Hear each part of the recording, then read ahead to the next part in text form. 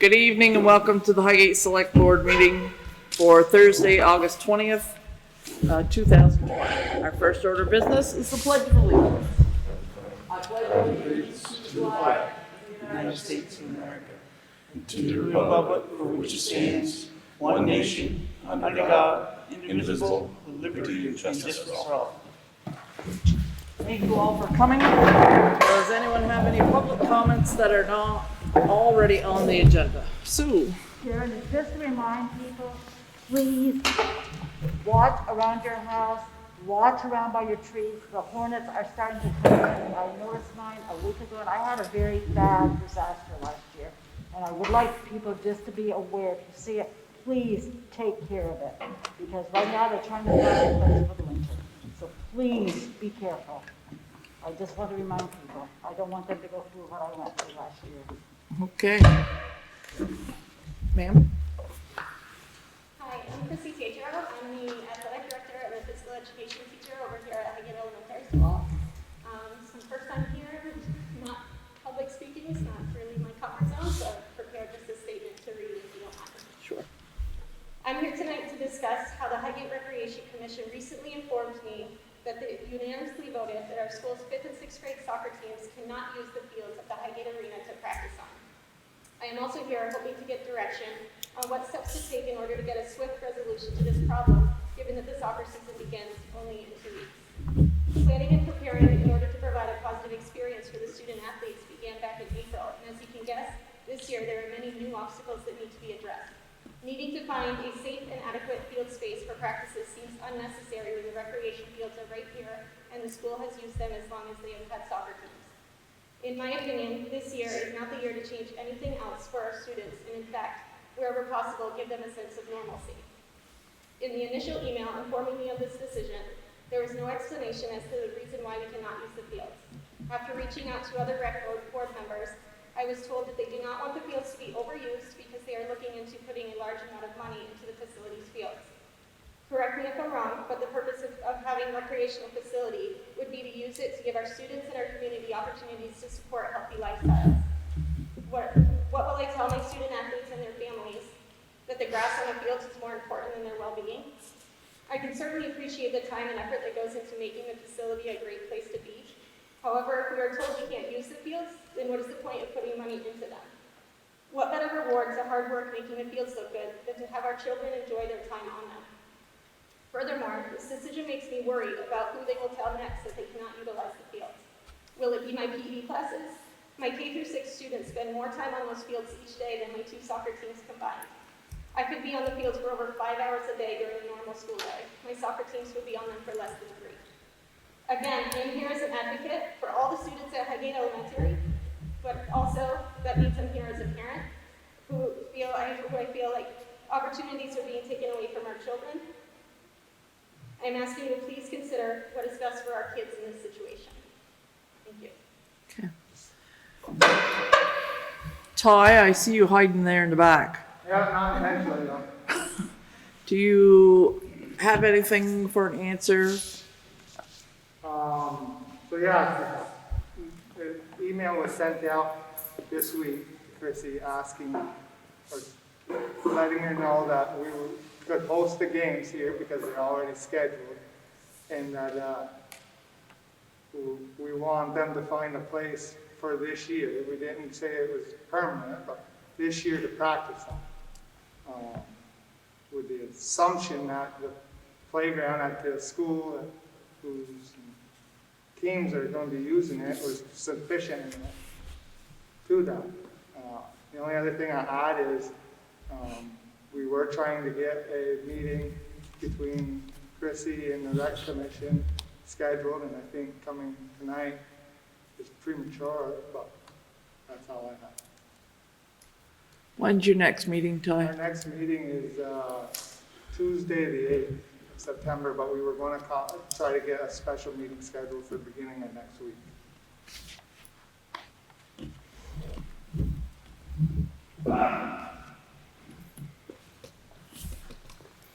I would like to see if the school and the rec committee can work out a deal. I Absolutely. don't know how I have got a question. What was the reasoning by not letting them practice on the fields? Usage, we normally do have a group that plays in the outfield of the Stewart field. Yep. Last year, it was a young group, and we're not offering that this year due to guidelines and not being able to. But, so normally it's 3 through 6. The 34th grade and the 5th and 6th grade use the 2 fields over there, the outfields of Cooper and Beal field. And this year it would be 1 through 6 using it, an additional team. And this year's an unusually dry season, and there's been usage. Normally there's no usage in July and August, and we've had usage through the other sports. For what kind? What was the other usage? Baseball? Nobody's been using that backfield out there. No, not the backfield, but the, Well, that's what we're talking about, right? yeah, no, it's a combination. BR and Cooper, We're requesting to use the soccer field, which is BR and Cooper field. but nobody's used that baseball field. So you're gonna have a half a soccer field? No, I think he's making a point that Cooper Field wasn't used this year. Cooper wasn't, but BR was. The L. So if I can speak, earlier this week, John Lumsden was reached out to, and, you know, everybody I'm sure is aware of who John Lumsden is. He was a longtime teacher here at Highgate Elementary School, now is the. Excuse me, could you present your name? I can't tell who I'm talking to underneath the My mask. name's Lucas Datra. Okay, Um, thanks. So John Lumsden was actually reached out to and asked if in his career here in Highgate as a resident or any of his involvement with the town, has he ever experienced a year where the Highgate 5th and 6th grade teams were not allowed to use the fields back here? And the answer was 1 year, and that was when there was construction going on to this field, or this arena, I mean.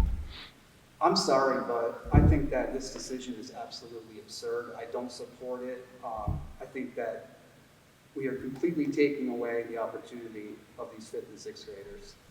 And not just that, Crossroads, as far as I'm aware of, uses the playground occasionally, or even just regular community members that want to get outside with their families. So if the kids are practicing over on the elementary school, we're taking an opportunity away from the kids that would actually be using the playground area. So, Ty, you made the statement that you thought it was a little preemptive to come here. Does that mean that the rec department is willing to do some give and take on this? Thought that's what we did with the initial email, but yes, it definitely was a discussion, and I was in the process of getting our board to figure out what day early next week could work. I would argue that your decision was preemptive, actually. I don't agree with it either. You didn't really allow a chance for discussion before you decided. And on the August 3rd minutes, I think you did discuss,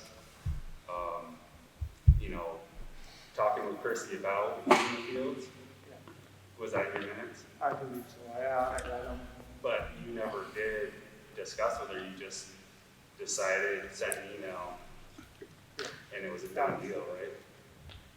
Because the decision to discuss was, But now you want Formal. to discuss it after the fact and complain. because without going into executive, the discussion was supposed to have happened with a previous employee of the county. Between Chrissy and the previous employee of the county. But it did. But it did. Are you assuming the role, like you said in your email? The So board- she has reached out to me prior to just, It had to happen when it happened, when I found out that it didn't. The discussion did happen.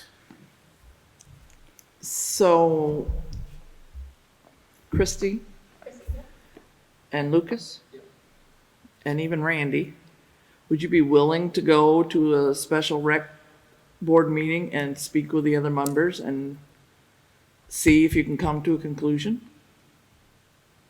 That's a little better served for everyone.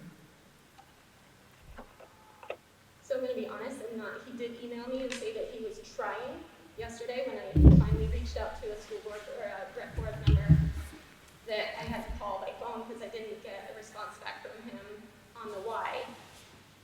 I'm not completely comfortable just going into that board by myself. I feel like I will be outnumbered, and that is the reason why when he said that they're trying to come up with a date to have a meeting, I can't wait. This is very time sensitive. We are planning on starting the week that school starts. And again, I'm not comfortable going in by myself. Well, I guess that's why I was looking to see if the three of you would go. Can I ask a question? The worry from the rec board is from too much usage. And if that is the case, the field's damaged. That's obviously what the fear is. Yeah. And then it's going to be an expense to bring the field back up to snuff. And, I mean, I personally, just my personal feeling, I would like to discuss an executive tonight. I don't know if Ty would be able to stay or not. I think that this is pretty straightforward, in my opinion. I don't want to undermine the rec board. I'm not trying to do that at all. I completely respect you guys. You're 100% volunteer and you do one heck of a job. But in my opinion, just hearing this, to me, it's absolutely absurd not to let these kids play on this field. And if it's going to cost $300, $400 in seed, whatever, after the year they've had, it's not even a consideration. I completely respect what you're doing. You're looking out for what you're supposed to look out for, and it's this department. And I think people is very emotional with this topic. You can see that, you know. And I just think there was some miscommunication done. It's just what I'm hearing. And I think this is a very easy fix. I really do. And I really would like to discuss this in executive tonight, if it's possible, to come up with a conclusion. And that's why I'd really appreciate if someone, especially you, could be here for Ty from the rec, so we can discuss it and come up with a solution tonight. Anyone else? Ty, just one question. You kind of mentioned with your mask on that maybe some of this was being driven by COVID. Is that part of it with the kids on the field, or I'm not familiar? No? Okay. Yes. Okay. All right. I'm all set. I would just ask if there's something we could hash out in a public meeting. I don't see a real need to go to executive, like, personally. Well, in my opinion, the reason I said executive is because I don't want to disrespect. I have my opinion already on this, and I don't want to disrespect the rec board, the job they do. And that's the only reason why I asked it to be an executive. It's talking amongst ourselves and a personal thing. You know, if you want to hash it out now. Well, I don't disagree with you, but I don't know that there's grounds for executive for that type of decision. Right, what Randy's saying is that. I understand what he's saying, and I'm quite honestly the new kid on the block, so if that doesn't fit the executive board, let's do it now. And I would just want to comment on the usage. I feel like the field usage is actually down. It's down. We have fewer teams, fewer kids, and it did get used in July in the past with All-Stars, and the usage is probably on par with that. I'd like to also add that I just watched a rec board member drive across the field that we're talking about with his vehicle. So how concerned are we, or the rec board, how concerned are they about the usage of the field?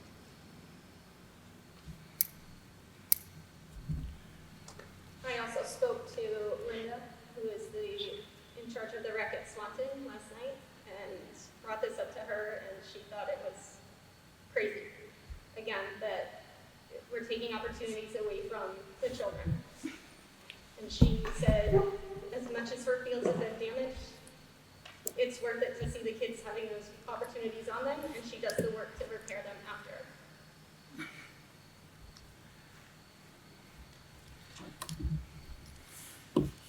We're not taking opportunity away from the kids. I'm sorry to say it, I got taking my hat off as rec chair, and I'm going to be a citizen of Highgate. We're not taking opportunity away from the kids of Highgate because there's alternative places to practice. It's not the same size, but it's the same nets, and you can fit a perfectly decent practice field in the property that they own. Sharon, I'm going to make a motion, we do go in executive session, and we need to go now. I'm making a motion out there to go, and I invite Ty, Chrissy, Randy, and Lucas. You know, I think we got to talk, this is going to get out of hand. And I think we need to go into it. I make a motion, I don't know if anybody wants to second it, but Well, the question is whether it's personnel related, I think it's going to end up personal. contract related, or legal. I think it is. I think it's going that way. Not personal, personnel. Yeah. Yeah, I think it's going personnel, yeah. I do. I think it's going that way, and I think this is going to get out of hand, and I think we need to discuss this. You know? I see the sides, and I'm for kids, and I just think we need to talk about this. So, the only problem I have with that, well, besides the idea of whether or not it can go executive, would be that there's only one member of the board here.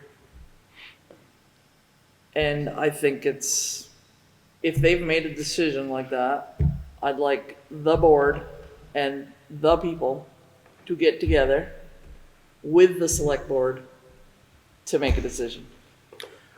Okay, I think that's better if we're involved too, you know? Yeah, Because that way that gives them some neutral in So- it, and So my question is, can we do this Monday?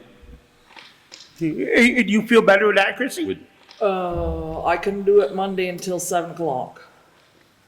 Is that something that would be agreeable to, I mean, obviously you're not speaking for the board, Ty, but what about you folks?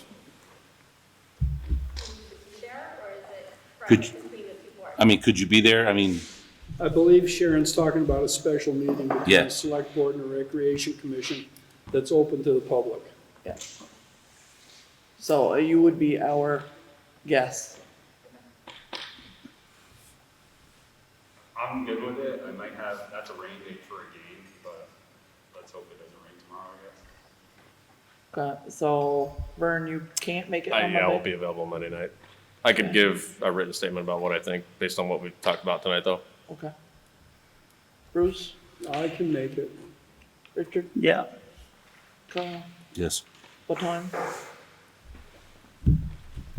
6:30. Six. Ty, what kind of time? Think you can pull your group together for Monday at 6:30? I can work on getting a quorum alone, yes. Okay. I know 2 that aren't able to, but there's 5 others that should be able to, including myself. Okay, then could they do like Vern is gonna do and give a written position? Yes. Okay. All right, so Monday, 6:30 here. And with the rec board, select board, the guests, and it's open to the public. Could you warn that meeting, please? Okay, Thank you. Thank you. all right. Any other public comments that is not on the agenda, or that are not on the agenda? Okay, moving on. I do not believe we have a state police rep here, Oh, nice. so we will move that right along. Randy, it was nice to see you. So, do we have anyone from NRPC? That would be no. The state police are on Zoom. Oh, okay.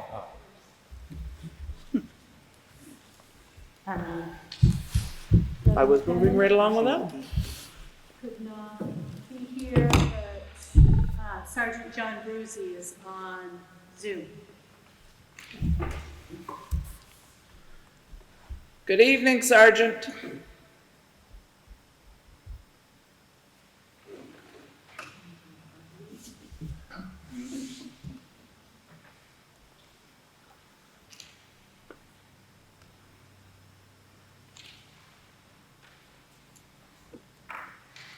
So Jerry, everything is going through your camera. Is there a way that we can affect the sound?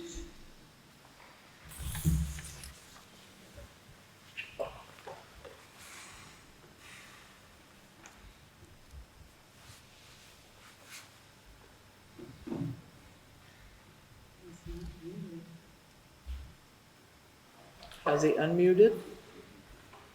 He is. Okay.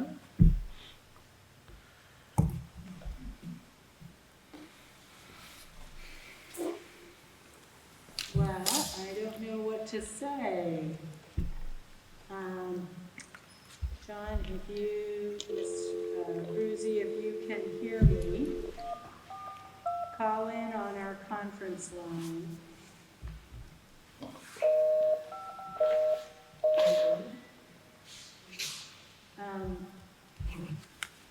We also have Sean Coleman on the line. He has muted himself.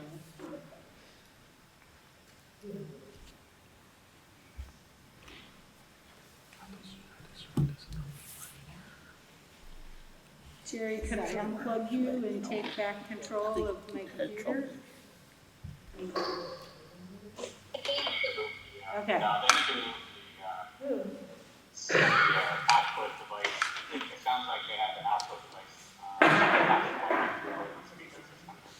We just, hi Sean, we just unplugged Channel 16's camera from my laptop, so we can hear you now.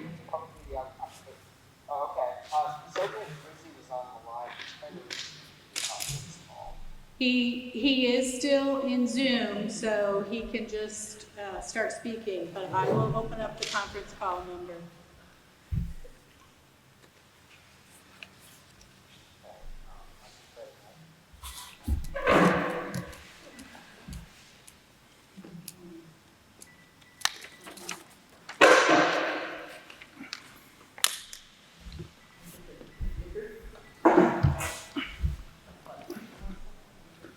Welcome and thank you for choosing freeconferencecall.com.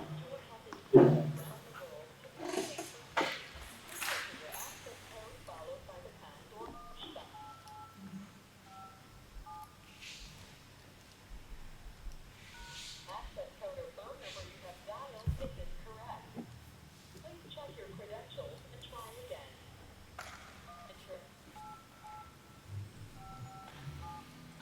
If you are the host, press star. Please enter your PIN followed by the pound or hash.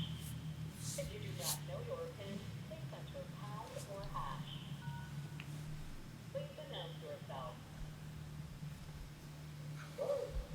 Hi, is this Sergeant Brucey? Yes, I was on the Zoom thing for about 20 minutes and nobody could hear nothing there. Yeah, sorry, we're trying to have Channel 16 manage the Zoom, but the audio was not right. You're still on the Zoom, we can see your name. But go ahead, we have you on speakerphone. Can everybody hear me? Can you hear on the other side of the room? Yes. Yes, we can hear you, go ahead. Okay.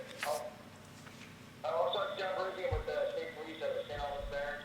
I apologize nobody can see me on this. We're dealing with a huge mess right now. We're going to be on all night dealing with this, so I'm sorry I'm not there in person. But just want to keep you guys updated that we're actively involved in Highgate a lot. Lately we've been getting a lot of calls. Before I got onto this, I actually went in to double check to make sure my numbers were correct. But since the start of the year, we've taken up right around 350 calls in the Highgate area. And those are obviously including anything from fights to a lot of crashes, thefts.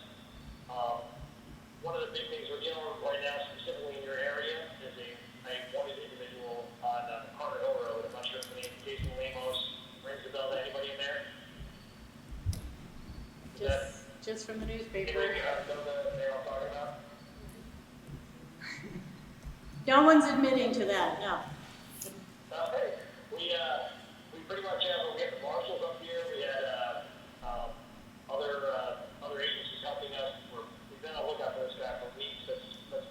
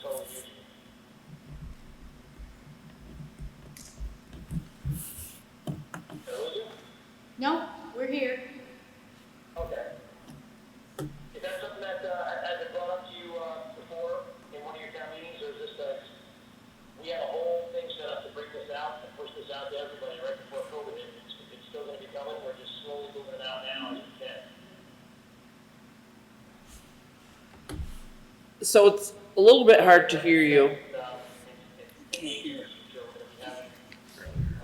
these cards to hand out around the county, get people an email list we're gonna have, so if anyone gets information around the community, they can actually send to this email list that will allow us to see what's happening.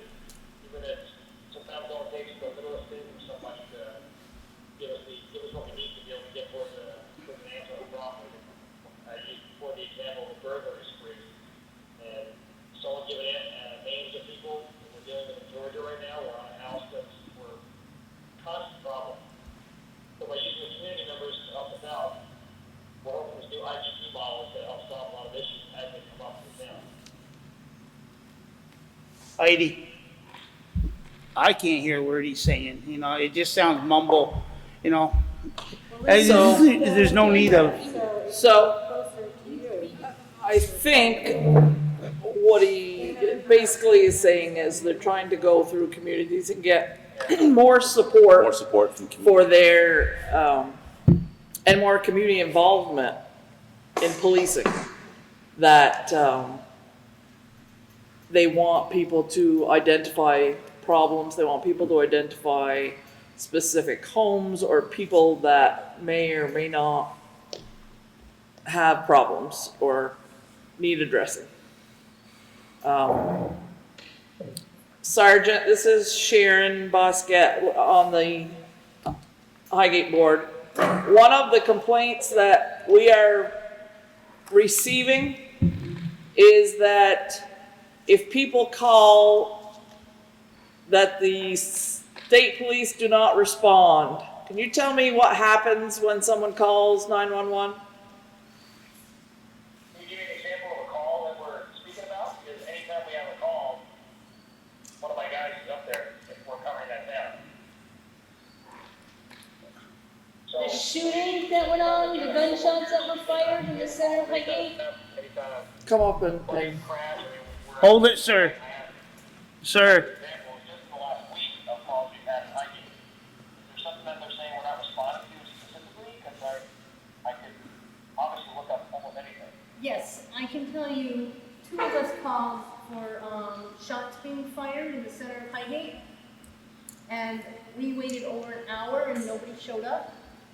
So the next morning I called the barracks and asked for the trooper who was handling the case. I was transferred to her voicemail. I asked for a return phone call to follow up on this and never received one. Let me see if I can bring this up on top of you. How long ago did this get called in? 2 weeks ago? 2 weeks ago, it was on a Tuesday night. And then we also had seen 4 kids go into the Macy house, which we have on video. And we called, waited over an hour, and nobody showed up. Yeah, we answered that email on that one, because I checked with the 2 troopers on that night. It was actually Trooper David and Trooper Olson. They were chasing down a wanted guy named Andrew Brace, but when they were done, they did go over to the house to check if anybody was there. So it might have been after 1 o'clock, which is the time you guys noted. But I know for a fact they made a point of going out there as soon as they were done with the case they were doing. They were actively chasing down this wanted guy, and they did go right to that house. I called both of them home as soon as I emailed from Heidi and made sure I didn't want the case to verify that they did go to that house that night. There was no sign of anybody at that time when they went.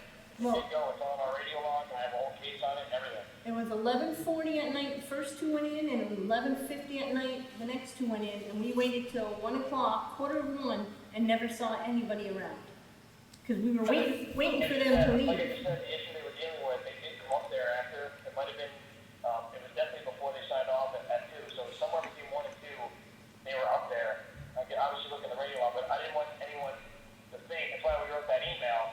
Make sure they didn't think we didn't just go. We did go as soon as they were available. They did go up there and they checked the Macy house.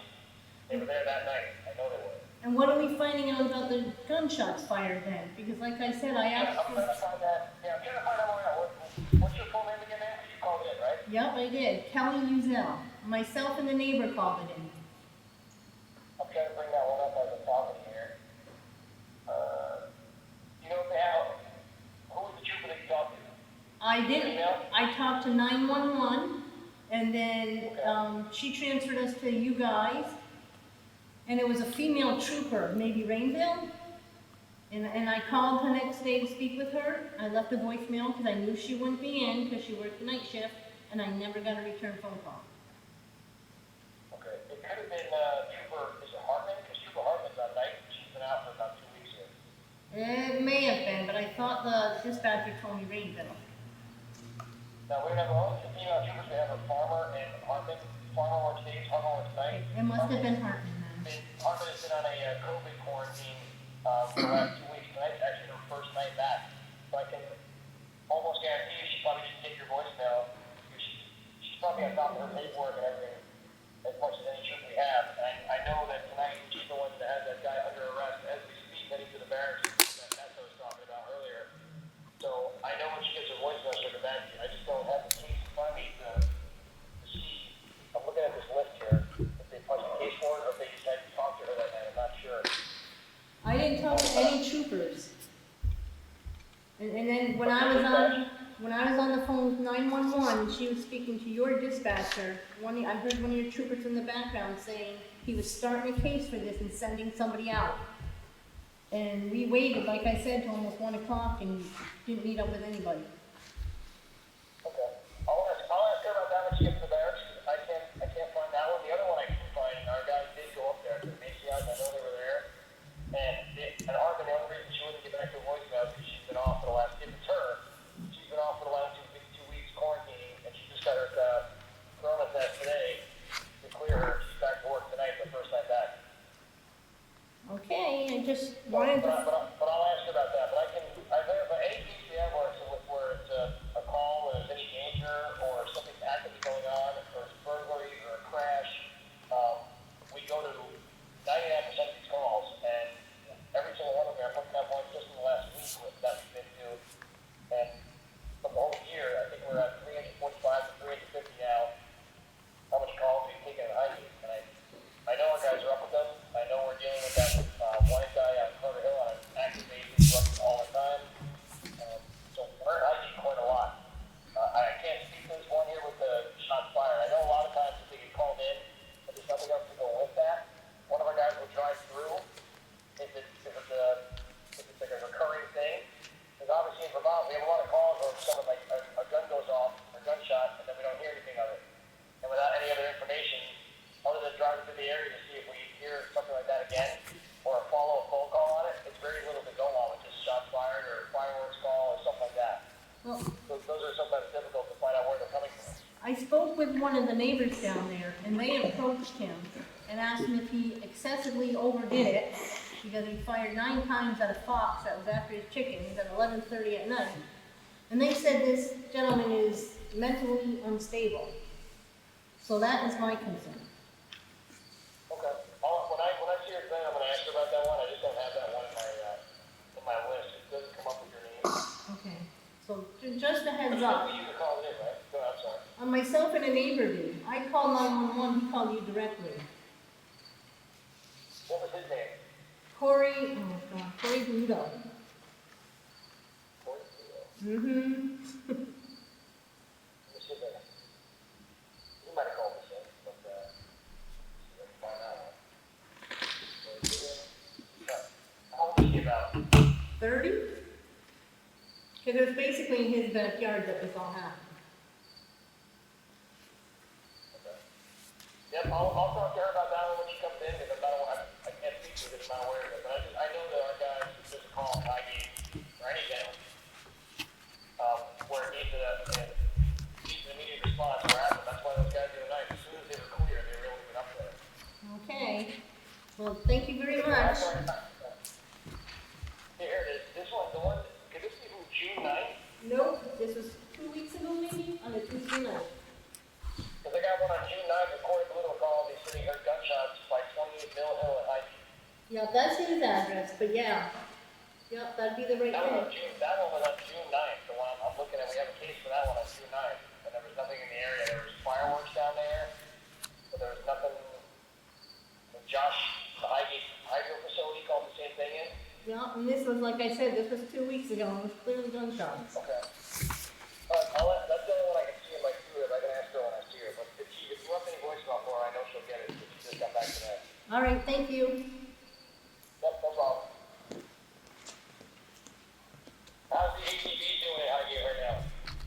alive and well. Yeah, but obviously, with this COVID stuff, people have nothing better to do, and we're having a lot of problems in a lot of towns with EPs. We're having them everywhere right now. Highgate's always been a major issue, like obviously frontage road with the pit there and everything. We always rely on people's information, who they are in order to get them, because you all know they're not gonna stop for us. So, and we pretty much rely on info, and if someone knows, hey, this is who they are, this is the house they went to, and that's how we track people down. It's just, we're not allowed to chase these ATVs anymore, like we did in the past.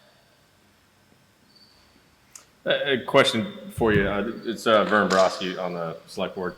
One of the things I've brought up over and over again is there a way, when we call dispatch or anybody calls dispatch and they've got video of ATV violations, to get that to troopers out on the street right then and there? Because obviously you can't send an email or a video to dispatch.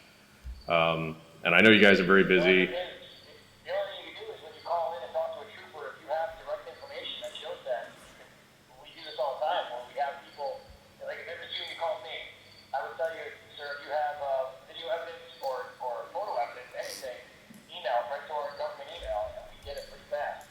We do this all the time. Like I got one in Montgomery the other day where a guy was driving down the road like sideways, blowing hot smoke out of his truck, went over a curb.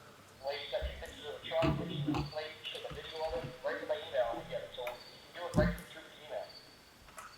Okay, so the public can ask for the trooper's email and send it that way? Yeah, Okay. all of our emails are public, and almost every one of them is our first and last name that is just at vermont.gov. But once the dispatcher puts it through a trooper, just ask for their email, and you can email them right there. Okay. We don't have any keys in our car, and we have, so unless we're in a bad area, we have service almost anywhere we are, and we can get that on the fly. Okay, thank you. Yep. So the biggest thing we wanted to get out to tonight was the IVP stuff, because our new Lieutenant Martin is pushing this big time. He's come up with this idea, and we're gonna try to get any stakeholders in the community to come together to get information, and we'll take it because it's the littlest things that end up solving these crimes sometimes. So if you guys have like a problem house or a problem area, anything, we wanna know about that. And part of the IVP, like I said, is gonna have that email address so people can share information. We'll get it directly, and you can do it anonymous if you want to. Okay, so to that end, I think the select board would probably take that under advisement and get a conversation started about what we see in our town and pass that along to you. Yeah, great. We're looking for any information we can get that will help down any problem area. We'll definitely use it. That's how we're solving a lot of our problems. Okay. Any other questions? So I want to thank you for the work that you do here in Highgate. We appreciate it. I know oftentimes those things aren't said, but we do appreciate what you do, and thank you very much. Thanks very much, and like I said, I'll follow up on that other one when I get back to the office, and if you guys have anything else, call me anytime. I appreciate it. Okay, thank you so much. Thank you. Okay, so to recap, if you have a problem in Highgate that needs attention, you can contact the state police directly through their emails. Their first name, their last name, @Vermont.gov. And as he said, you could do that anonymously, but I don't know how you would do that through email. So don't ask me. But if you're willing to stand up, all the better. So, we do have the state police, we have the St. Albans Police, we have Fish and Wildlife, who are also have been pursuing four-wheelers lately. And St. Albans has stepped up the enforcement a little because Friday night they were out hot and heavy, and Saturday night was pretty calm. So you asked for some enforcement, and they delivered. So I think that's a good sign. Now we'll just have to keep it all up. but it is important to have the public's input. Kelly, thank you for speaking. There are issues that we don't all know, so. Okay. So Sean is on for our NRPC.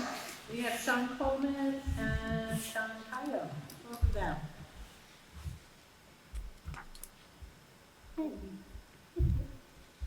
Oh. I believe good to go, Heidi? I believe you are. You can hear me? Okay. I'm here, I was asked to come tonight by Heidi to discuss the Northwest Communications Union District and Union Districts in general. What I'm going to do is explain sort of the NRPC role. I'll give you some quick background information, where the CUD currently is at this point. And then I'm going to turn it over to the chair of the CUD, which is Sean Keogh, who's here tonight as well. So prior to, I guess up until about a month ago, our region, Franklin Grand Isle, was the only area in the state that didn't have a communications union district. Under Title 30 of the Vermont state statutes, the legislature gave the municipalities, I believe it was in 2015, they gave them the authority to form a communications union district for the delivery of communication services and what they call the operations and communications plan.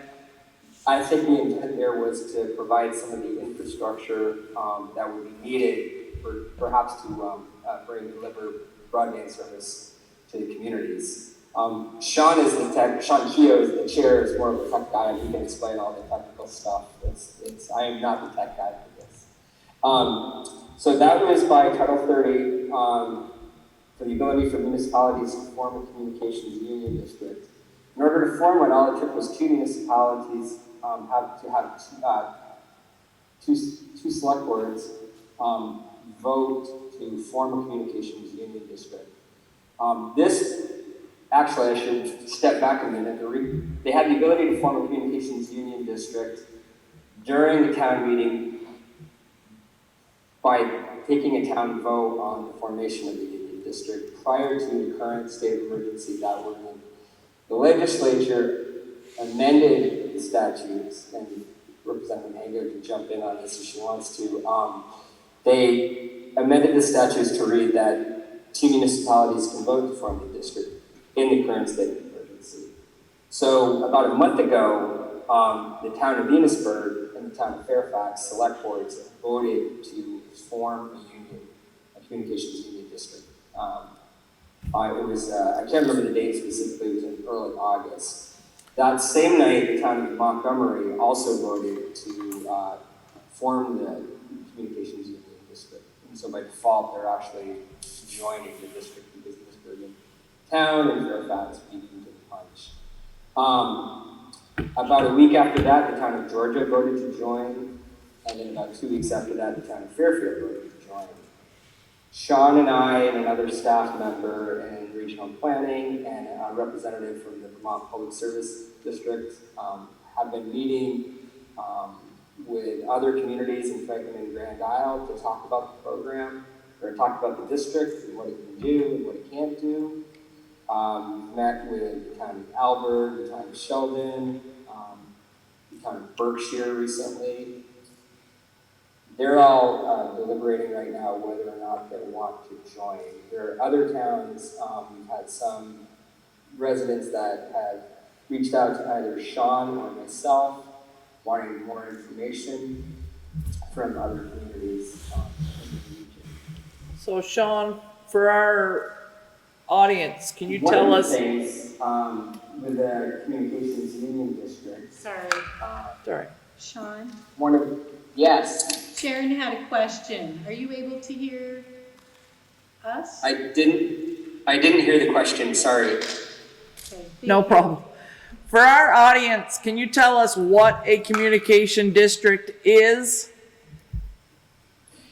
Yes. Sean can probably give a better description of what the district is and what its intent is. So I'm going to let Sean do that. Okay. Hey everyone, I am Sean Caio. I am the chair of the Communications Union District, and I also serve as the Economic Development Director for Penisburg. The Communications Union District serves, its primary purpose is really aggregating the demand and then looking to, and by that I mean pulling together enough potential residences and businesses to make broadband networks feasible. Whether we look to do private-public partnerships, we look to build out our own CUD network, you still need to kind of have enough folks as potential customers down the road to make it a feasible plan. So that's the big purpose behind it. CUDs also, right now there is a lot of movement, and CUDs very much are becoming a vehicle to secure some hopefully substantial funding to address unserved and underserved areas where private ISPs, that's not their focus. Their focus is profit and kind of picking and choosing the areas that will profit them the best, and those areas that are last mile or those areas that are difficult to get to, that's not necessarily their focus. So CUDs kind of fill that void, at least that's one of the primary intents or primary objectives of CUDs is to serve those underserved and unserved areas. So for those people that don't know why a broadband is important, can you? Right. Well, the whole purpose, a lot of the funding that's going on right now through the CARES Act that's become made available to the Communication Union District is really to help with the telehealth that's going on, the remote work that's going on, and also the learning from home, the remote education opportunities that are going on right now. Unfortunately, a lot of the population, frankly, in Grand Island and parts of Vermont, don't have internet access and are unable to take advantage of the services. And especially for school children, it's really unfortunate. They have to travel probably to try to find a public Wi-Fi spot where or maybe the teachers have to print materials for them to take home. So, really our goal is, especially for economic development as well, our goal really is to try to bring, help facilitate broadband coverage for all of the county. That is ultimately the goal of the district, what they're aiming to do. With the formation of the Communications Union District for Franklin and Grand Isle, that enabled the municipalities to apply, and the district specifically, to apply for funding, those are the members of the district, to apply for funding through the Broadband Innovation Grant for a feasibility study and business plan to look at expansion of services and creation of services of broadband coverage for the area.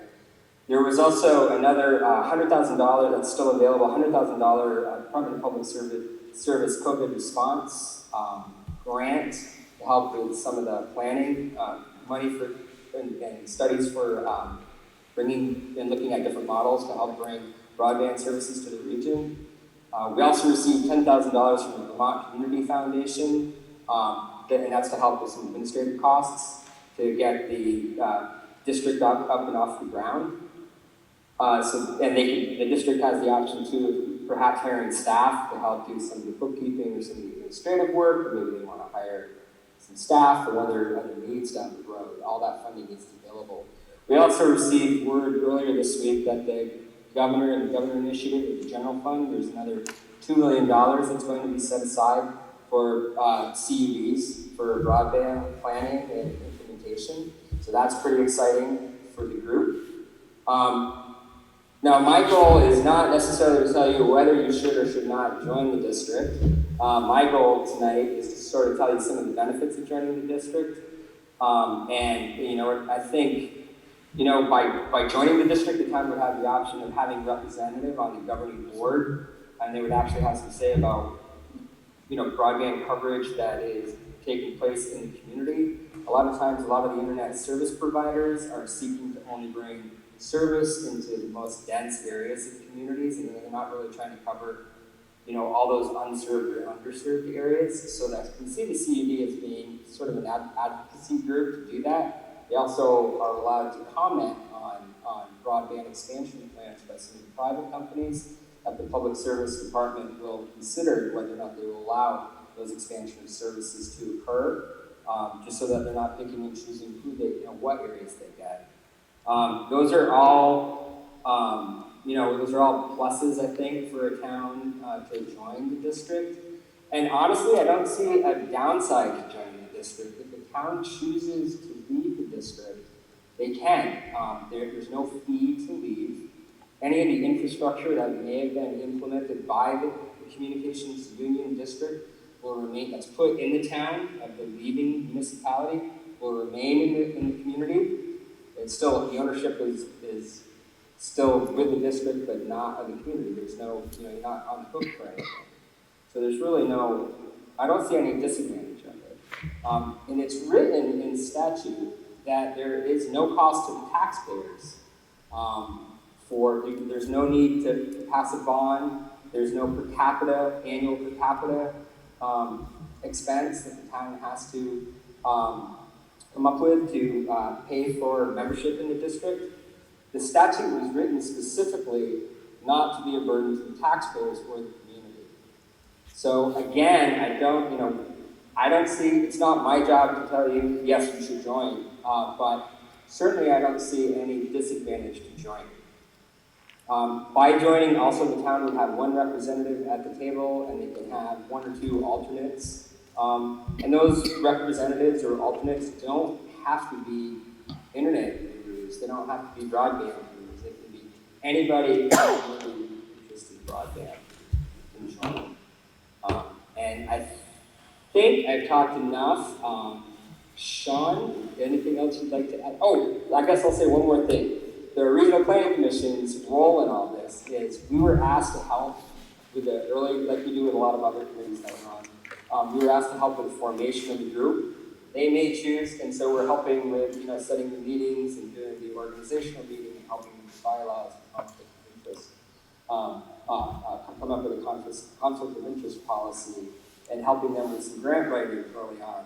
If the district decides they don't want our services, it's no sweat. We're fine. We're fine with that. If they want to hire their own staff to do the work, that's absolutely fine. We were asked to help them get formed and created, and that's what we're doing. If they want us to join, it's up to my board. If it's needed. And that's my spiel on the communications in the district. I'll turn it over to Sean now. Any questions? I know, I'm sure there's plenty out there, so fire away. Any questions from the board? I don't really have a question. It's just I that was given to us, and like Sean said, there was really no cost to the taxpayer except for the possible use of space on a tower or something for equipment. Was the only thing that the CUD was really looking for. Is that really what it comes down to? Yeah, so any of the, right now we're securing funding via grants to look at feasibility planning. There's a lot of discussion on data collection, whether that's surveys. There's an association of CUDs through the state that we're now participating in. There's a lot of talk there about collecting poll data, which is a critical step in actually doing the network planning for network engineers to do that work. There's depending on, there's some electric utilities that do a really great job, and then, some electric utilities do not so much. And then there's others, everyone's kind of has their own terminology, so we're looking to have, at least with poll collection data, we're looking to have, some common terms and a common usefulness when we're collecting that information that's available to every CUD. So we have, so we're going to have kind of a constant theme of terminology throughout the state, which is great. That's something we're working towards. As far as the expense for that, that's something we're looking at now, again through grants and funding. Should we further on down the road look to do any bonding? It's revenue bonding that goes direct against the revenue made by a potential network done in the future. We don't, and at this point, we're so early, we're very much, we've ratified our bylaws, we've assigned officers, we just this week, approved our conflict of interest policies. We're looking at our website and getting the information out there and publicly available as much as possible. So we're very much in the early stages. Sean mentioned it, that we're, right now we're very much kind of advocacy. We're looking at feasibility and planning and what makes the most sense moving forward. Will we have our own municipal fiber network within this region? Ideally, yeah. But we don't know yet. Are we going to look to do potentially public partnerships and help municipalities be more successful at navigating that? Possibly. That's at this stage it's kind of hard to say exactly what this will look like in 24 months, 36 months. But this is something that we're in the early stages of really trying to figure out. I think it's a really important step for our region to work towards this. This is something that I've been very passionate about. Attempted to try to solve the problem for Enosburg for the last couple of years. It pretty much came down to the cost. It was unbelievably difficult for a single municipality to make that happen themselves. And through some conversations with folks at NRPC and folks that I had met from other municipalities, it just made sense for us to come together and try to tackle this problem together. One of the things I didn't mention too is that there's a group that's already currently seeking to try to expand upon or working with an internet service provider trying to expand upon services that's already within the community. There's already grassroots efforts that are going on. They can still join the district, and the district will not undermine those efforts. That is not the intent. We're not looking to duel for competing resources. We talked to the Public Service Department about that. The funding that's available is to whoever it is that applies to the funding. So we wouldn't be necessarily competing against each other. That's my understanding. I believe, Sean, is that correct? That's correct, yeah. My understanding. We don't want, the whole idea behind it, I think, is just to sort of foster the service, foster the relationships between the communities to try to bring a much needed service to the area. And especially those unserved and underserved areas. We have an aging population in the county. Telehealth is hugely important right now. How great would it be to have the elderly not have to drive to see their doctor in St. Albans or to see their doctor in Burlington and just do it over the phone through the internet. It would be wonderful. A lot of the kids right now who don't have internet service, it's just vital. It's how the world is now. I just don't see any reason not to join. Well, there's no doubt that the COVID situation has showed us how out of the loop we are in Vermont. We certainly have had trouble getting our students up to speed. We've had trouble even, as you say, we're an aging population. We need that to go forward. Anyone else on the board have anyone from the public have any questions? I would entertain a motion to join the district. I'll make the motion. Okay. I have my motion and second. All those in favor? Aye. Aye. We're jumping in with you. That'd be great.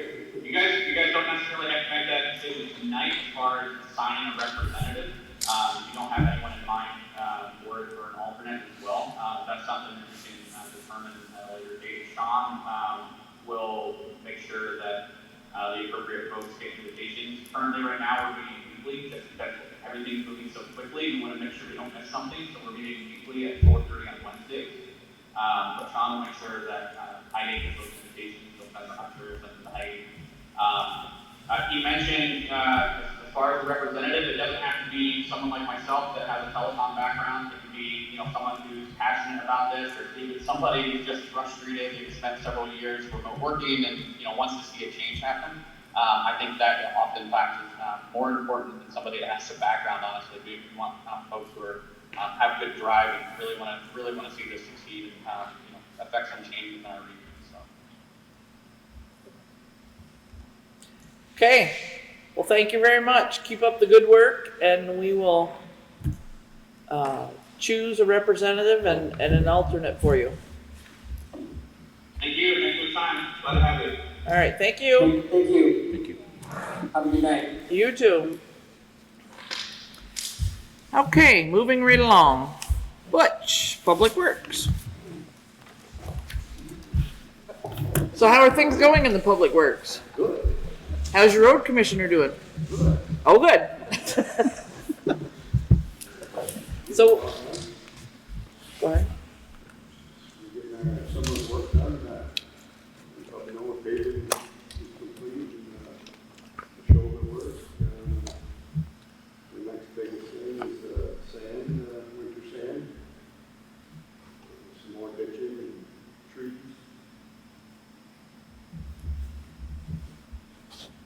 Okay. So you brought us some bids tonight Yes. for the Rollo Road project.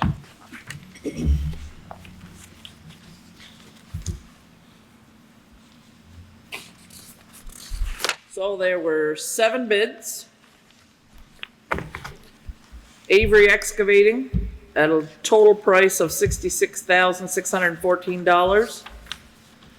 Bullock Excavating / Palmer Construction for $64,150. Dirt Tech for $59,491.96. Doug Rollo Excavating for $38,551.89. Gillian and Sons Excavating, $33,862. Goodhue Excavating for $32,970 even. King's Trucking and Construction, $44,450. Now, I see on the side here in the notes for Goodhue's Excavating, no deducts listed. Can't tell if traffic control and tree removal are included. Do we have an answer to that question? Yes, that was, is $32,970. Okay. And what about King's Trucking and Construction? Tree deduction limited to 24 trees. Traffic control not listed in the bid. That is true. Yes, I think so. Right. Yeah.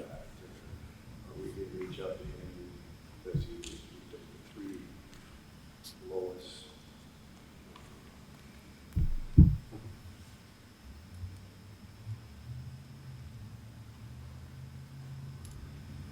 Okay. We went over the 3 lowest ones. Clarified their bid. Yes. Okay. And everyone has their appropriate insurance. Good news done work for the town before. Definitely don't do that. Okay. Do you have a recommendation for the board? I don't know, it's kind of premature at this time to make a recommendation without funding to do the job. Okay, so we have a grant, Heidi, for 14,000. 763. Okay. It's on the back of the packet.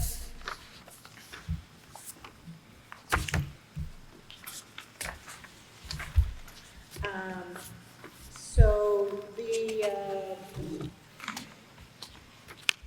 one of the options was to accept the grant 14,760 and to use money that is in the stormwater grant match line in the capital budget. So this is a small grant, but we are usually able to achieve these because the Public Works is able to do them at their leisure as they have time. Only they haven't had time. They didn't have time last summer, and we got an extension to October. And so because of all the delays in the spring, they lost basically 2 months. So Right. they're hoping to accomplish it by putting it out to bid. So the question is that what the Select Board and the Public Works wants to do for this grant? There's also the option to reduce the scope of the work a a little bit. So, I've met with Richard and Butch, and we've discussed these options, so I guess it's whatever they would like to do. Okay, so Shelley, we still do have the 32,000. There is, yep, last year, $32,500 was put aside in the CIP for stormwater grant match money. Okay, And that's all it was assigned for, so not Okay. a specific project. okay. The three of you gentlemen, do you have a path forward? Do you want to do the whole thing? Do you want to do a portion of it? What is your proposal? We'd like to do the whole thing. I agree with Richard. Yeah. You've got your funding, if you go back and ask for a reduce, you gotta go back and redo paperwork. And people that give out grants don't necessarily like to see that. Next time it comes around and you say, well, they didn't wanna keep going, they were shovel ready. Go to it, use this fund, you have it put aside for, in the stormwater, CIP portion of it, do the project. Richard, mention what you mentioned to us. It's gonna be $18,210 Correct. that we're gonna need.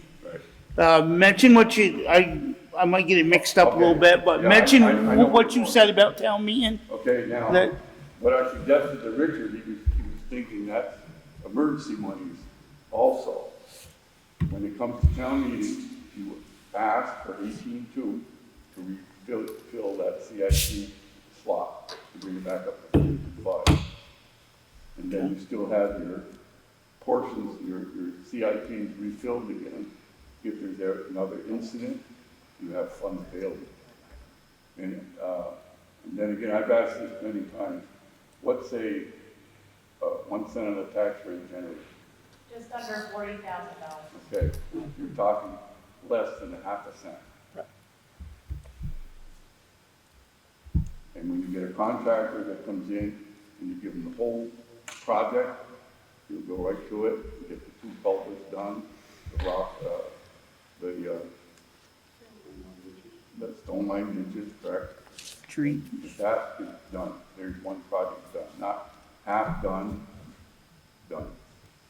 It's over this year with our grants, $40,621.92. So it's less than half a cent. The other thing I neglected to mention is this funding comes through NRPC from the Clean Water Fund, which is in part paid for by your general road permit money that you send in each year. And the project that we're doing addresses 3 sites on our road inventory. That is what you report at the end of the year, that you did address these road issues and you did them appropriately. So it will get moved closer to your goal of meeting the general roads standards. And legislature looks at projects when they put out money, that it's being utilized and projects are getting done.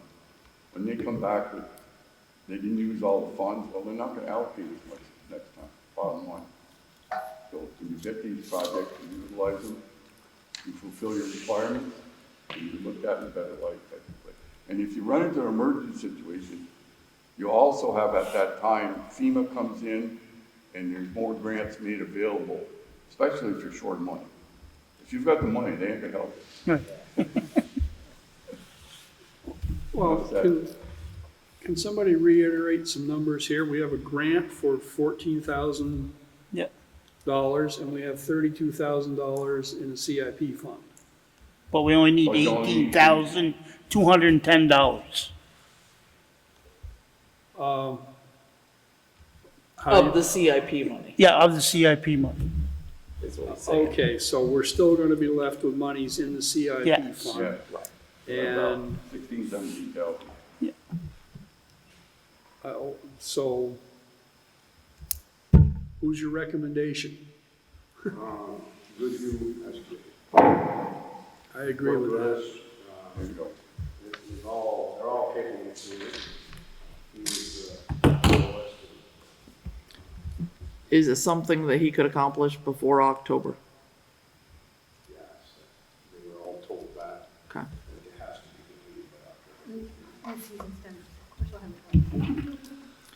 Well, can we cut to the chase and move to, contract with Goodhue Excavation? I'll make that motion. Well, I'll second it, Okay. if it's appropriate. Well, I was just gonna ask, was everybody on board with doing the whole project? I am. Yes, I am. yes. Okay, all right. So you have a motion on the table. Is there any other discussion? Whereabouts on Rollo is this project? Far north end, right? More or less. Kathy and Corey's house, Yes. the pond, it starts before the pond, goes over the hill, to the next, yes, 1,650 feet from before Kathy's pond, to 1,650 feet of project, And 2 culverts, right? 2 columns. Okay. Any other questions? All right, hearing none. All those in favor of using our grant money and enough money out of the CIP to go forward with the bid of Goodhue Excavating in the amount of $32,970, say aye. Aye. Okay.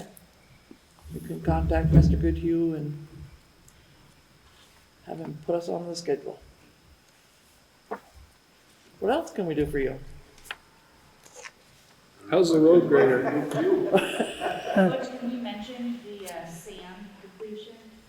Oh, yes, we have plenty of sand for this year, but we're gonna have to start, putting funds either to buy sand or excavate another site on our land, which I recommend we do anyways. I don't know what the permit process involves in getting another site. I guess the first thing we have to do is dig a test pit to see if it's, Feasible. it's fill sand or we can use it for winter sand. And then back to hauling it or buying it somewhere. Right. So we have, maybe we can squeeze 2 years, this year and next year, but that part of it will be completed after next year. Okay, I know Heidi, you were doing a little research on that issue of the ability to excavate there. Had you heard anything else? No, I actually had several exchanges with Act 250 to find out exactly what the permit is on that property, but because I think it was all one farm at one time and divided so many times, he kept sending me the wrong permits for the other sand pits. And so he said to get any more information, I'd have to go down to the office and actually go through their files. So, no, but I think if we put together a plan of what we'd like to do and send it to them and say, this is our thoughts on this, that we should be able to get some sort of yay or nay on The process. Yes, it can be a very long, drawn out. We have 2 years. Have to put money aside to buy it.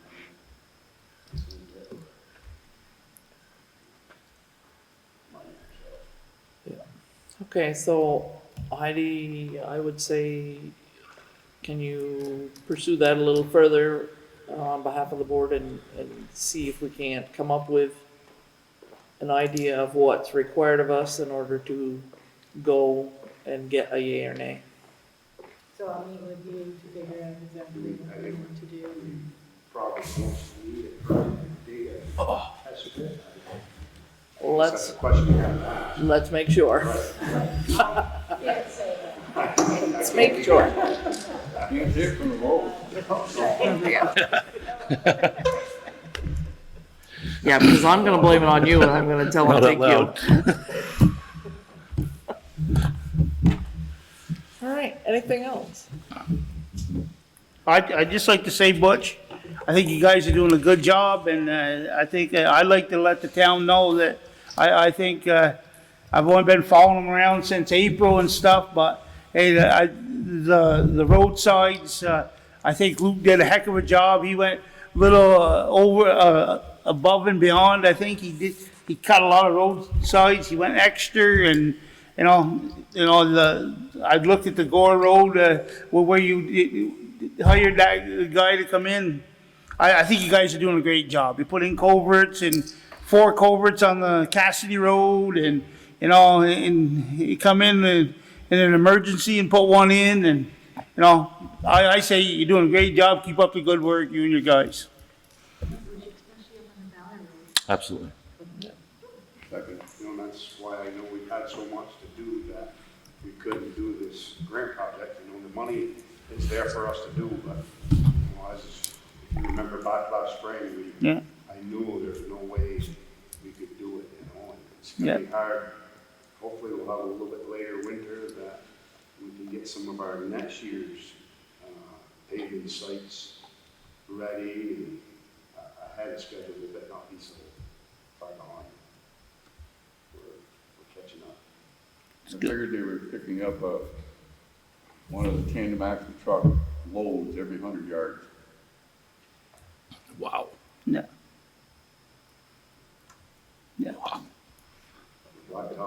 That's a lot of dirt. They did an excellent job as far as I can see on the paving, and now with the shoulders dressed up, the roads look nice.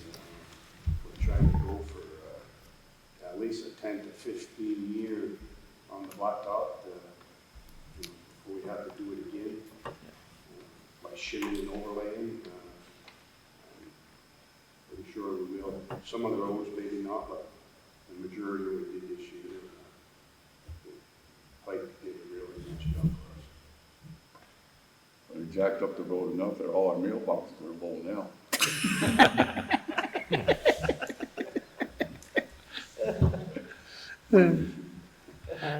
Public Works is doing a good job, and that's the only complaint you've heard. You gotta read your mailboxes. And I think Richard's spot on. You guys are doing a great job, and we do appreciate him. I forgot to mention, they were down there today on my end. They're still trying to get my road taken care of before the winter. They were down there today. So Yeah, the state was. I'm keeping my fingers crossed. Okay. All right. Thank you, gentlemen.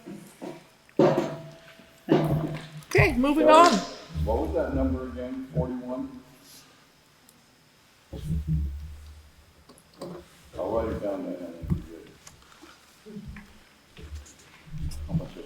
40,629. Again? 40,000. Okay, 40,000. 600. Okay, got it.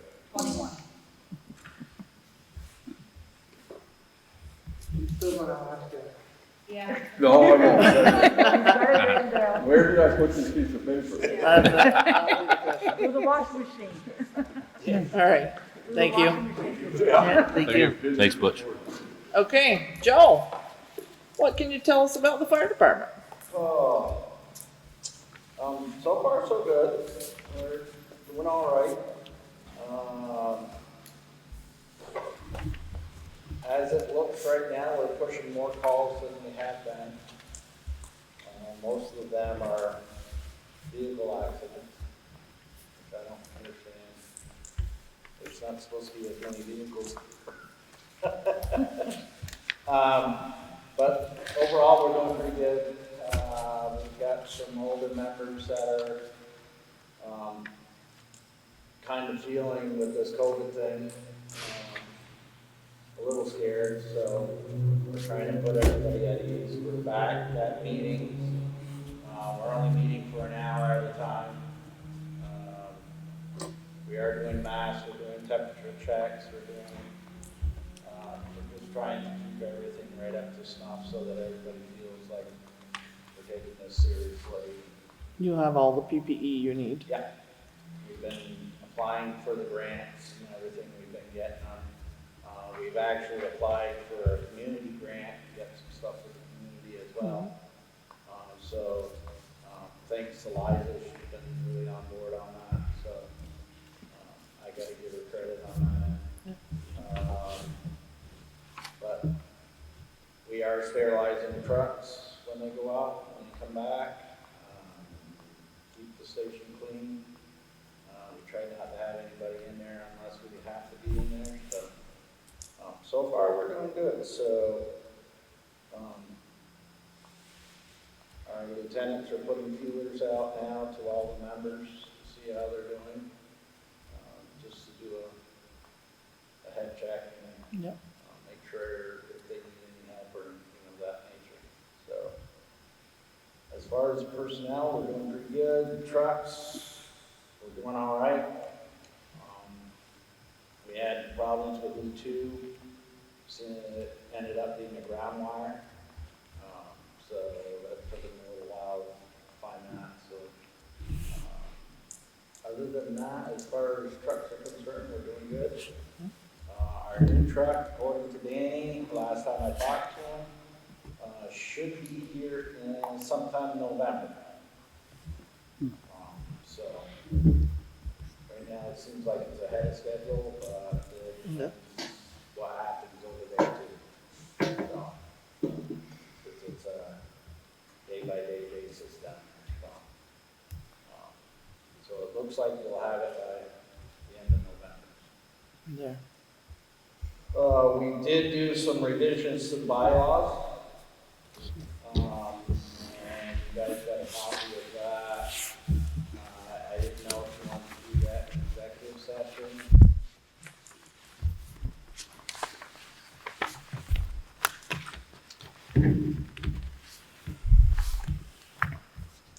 Preference of the board?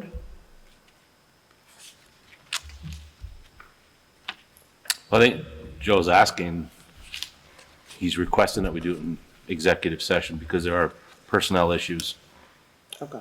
Joe and I had spoken before, and that's, I think he's very nicely just asked if we could do it in executive. Okay. All right. So yes, we will take you into executive for personnel issues. I just got done talking to Mary about it. No, right. I talked to Kyle as well. We were wondering, do we have any ordinance on outside burning? And is there any fees that go with those ordinances? Because as much as Barry wants to tell us from waste management that we can charge people, I'm finding out from state police and St. Albans PD, they don't do that unless we have an ordinance and it comes from the town. And then they will be more than happy to submit the bond. But we have to let the town has to let somebody. It was kind of like our ATV ordinance that we didn't realize that we had to have our own tickets. Right. It was exactly the same thing. It's the same ticket. Same idea. Yeah. Yes, ma'am. But we'd have to activate it, right? Right, we'd have to have an ordinance and we'd have to activate, exactly. I thought we did. Not the burn. Not any, this is on the illegal burns. On legal burns. Oh, okay. We haven't done that yet. We're getting quite a few of them right now. They're happening in the village, they're happening outside the town.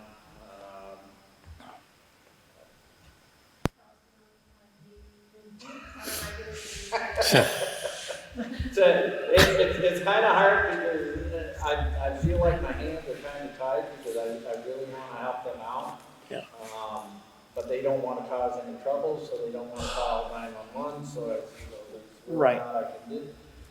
So, you know, I'm thinking it's a time that we do an ordinance of some sort. We have So an that- ordinance, it's part of solid waste.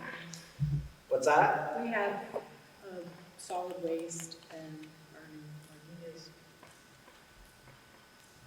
With bees on them?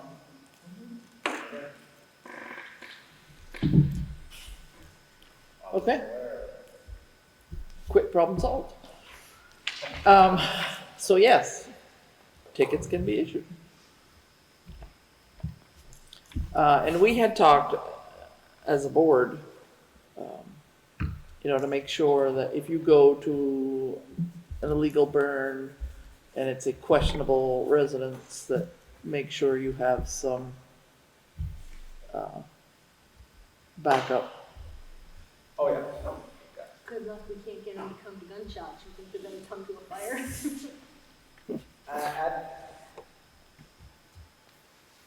We've had some incidents, and this is the way I address all the firefighters is, if there's too much pushback, there's no reason for anybody to get into a fist fight over an illegal burn or anything like that. Leave, then we'll call whoever, and then when they secure it, we'll come back in and we'll deal with it. Yes, absolutely. No different than a domestic assault when the ambulance is called.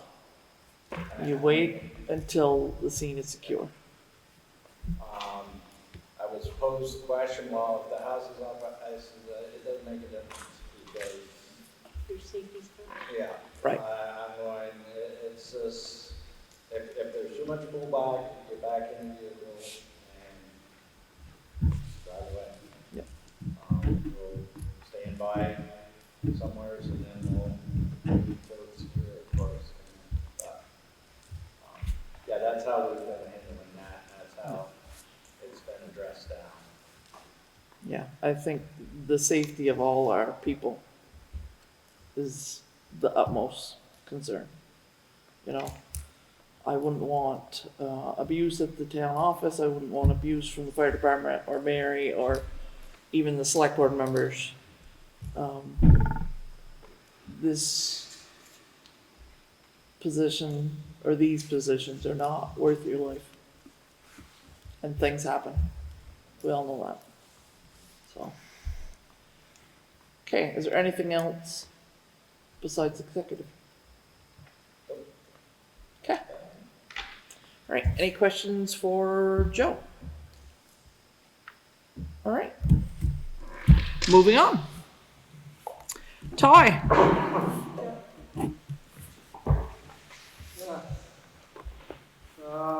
We put out, yearly service, RFP. We got 5 bids, maybe? We got 5 bids back, went over them Monday night. They all seem to encompass everything we needed done. We were ready to make a recommendation to the select board so far. Okay, so for that service contract, you did have 5 bids. Climate Systems at $980.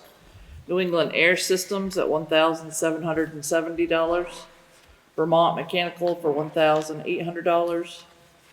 Vermont Heating and Ventilation for $2,152. And Control Technologies for $2,976. And this is for a yearly contract. Okay, does the board have a recommendation for the select board? Yeah, the recommendation is CSR. Climate Systems, okay, for $980. What says the select board? I'll make a motion. Okay. Do I have a second? Second. Okay. Any more discussion? All those in favor say aye. Aye. Aye. Okay, you can notify them of their approval. Contract. Okay. All right, that's train, Maintenance, maintenance, something else. yeah, Okay. train maintenance is our compressor unit to make it refrigeration.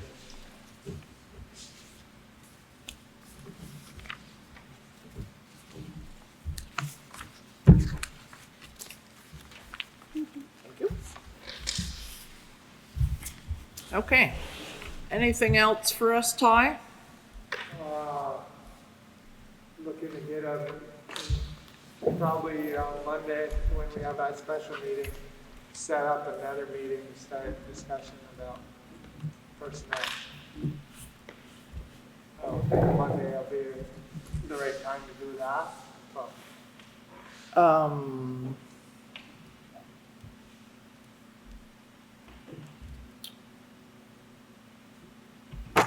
I would say we can try to attack that on Monday too, so we don't have to have another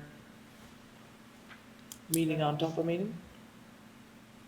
So if we can get a quorum, okay, we'd like to talk about it on Monday sounds good. after, the public. Sounds good. No, try to make it happen. Okay. Somebody's got to call in for Skype and we'll set that up. Okay. All right. Anything else for Ty? Okay. Thank you, Ty. Thanks, Ty. Mary. Mary is our health officer. Been a busy year, as you can imagine. Challenging as well with the COVID issue.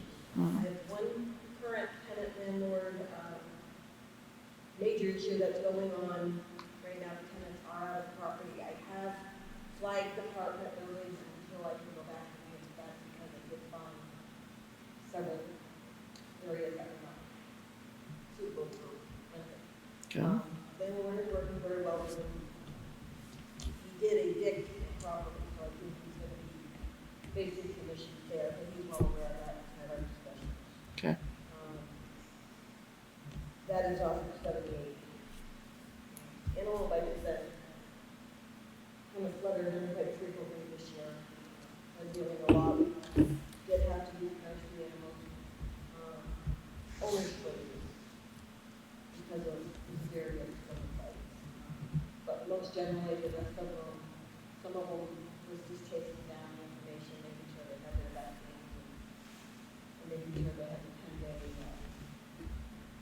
period where we have everything in safety. One of the newest issues that I'm facing since July 1 is composting, creating a lot of neighbor disputes because there's no composting guidance in any form of the state. You're talking to Barry or a few others, they are relying on each town to come up with their own composting guidelines. So I can get the complaint and there's one that's really vanilla, it's an open compost, and it's right on the border. So it's only 10 feet away from a residence, but there's nothing I can do with that moment. Right. So that's been a constant fluctuation of phone calls. I mean, more than that.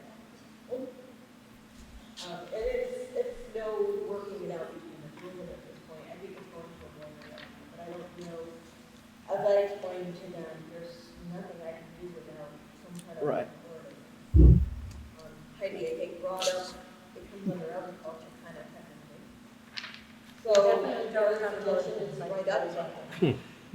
Is that something that the planning commission could tackle for us? You know, that they could develop an ordinance and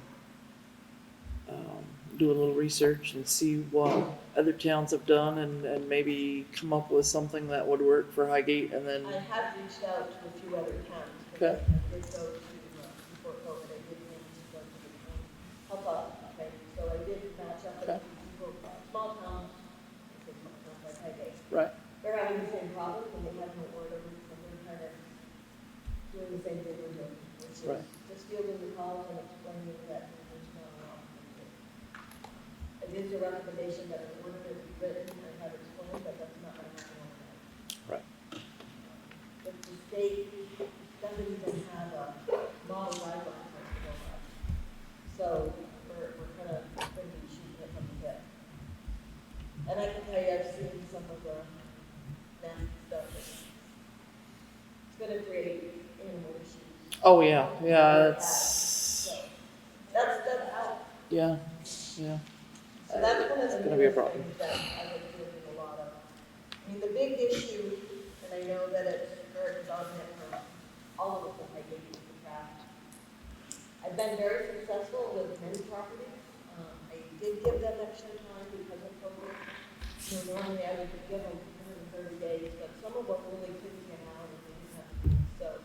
been very successful in several, but there are still 3 really eyesores that I guess we all really want to take care of. 2 of them, not a state environment, without assistance.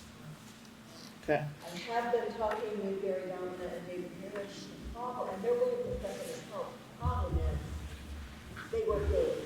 And my job is pretty much full-time days, so they can't really come out on nights, in my opinion. There are sometimes I can get off, but again, my full-time employment has to be first. Absolutely. So, you know, this is not that I'm not wanting to work on this, it's just very difficult. I have tried with a couple of them, but it's not a good situation. So I'm gonna ask you a question on camera. And I'm gonna try to be as discreet as possible. But I have heard that you have had trouble at a residence where someone has pulled a gun. It was very threatening, that one, but then I see a gun here. Okay. Was that recently? No. Okay. I actually left and went over to, is it over a year ago? I went over to the counter, I have it on file. Okay. But he did tell me that if I came back from property, I wouldn't walk off, so. Oh, Yeah. Okay. So that's why I don't go back there alone. Yes, that is absolutely true. David Mirish has offered to go with me at some point, but again, You take a cop that can shoot back. that's what I told him, we need to go with enforcement. Yes, absolutely. No questions, no, absolutely do not enter that property without a He made police. very clear that anybody who was out of that he wasn't gonna do it. We, I'm not sure that, Mary, you even have to go to those cases Right. that you've identified to them and you've told them that your work schedule won't allow you to go and that you feel like you I should be think he accompanied. would if I could write out kind of what I've been dealing with. I think David Mirish would, but again, they're on restricted travel as well with this whole stuff going on. So,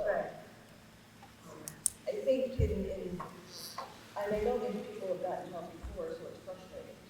yes, matter of fact, I know who did the helping. Yeah, so it's extremely frustrating. But my concern is your safety, Dick's safety. And I know we've talked about fining, but to be honest, these people won't pay it. Even to you. Right. They won't have it. And that's a landlord situation. It is, the And landlords are not a lot of help. no, the town struggles with that particular property. But as far as I'm concerned, you don't go there. And the other property, Richard and I have talked about a couple of times, on Cook Road. Yep. I personally have not been in West Island Township, but I have heard some cases. So I would not go there alone either. Yeah, there are drugs involved there that, And that's what I'm hearing a lot of from people that are calling me about the property. They're concerned with what's going on. yes. So this is a good pieces of information to pass on both to the state police and to the city police. And when people call you, direct them to call the state police or the city police when those problems happen, because that's way above your pay grade. You know, you don't, I mean, don't put yourself in danger. I know, but it's, we will try to deal with it. The Parazone Road is an issue that, due to health, I am working with them, but that's been very restricted because of their health. That is not a vested property, but it is property that is in their name. So they are working, but they are trying to help. Rest of that, like I said, I've been very successful. I've got one that he was talking about that I'm finding that they're burning part of that stuff in the road. When I visited the property, which has been about 5 times now, there appears to be, but it's not a vested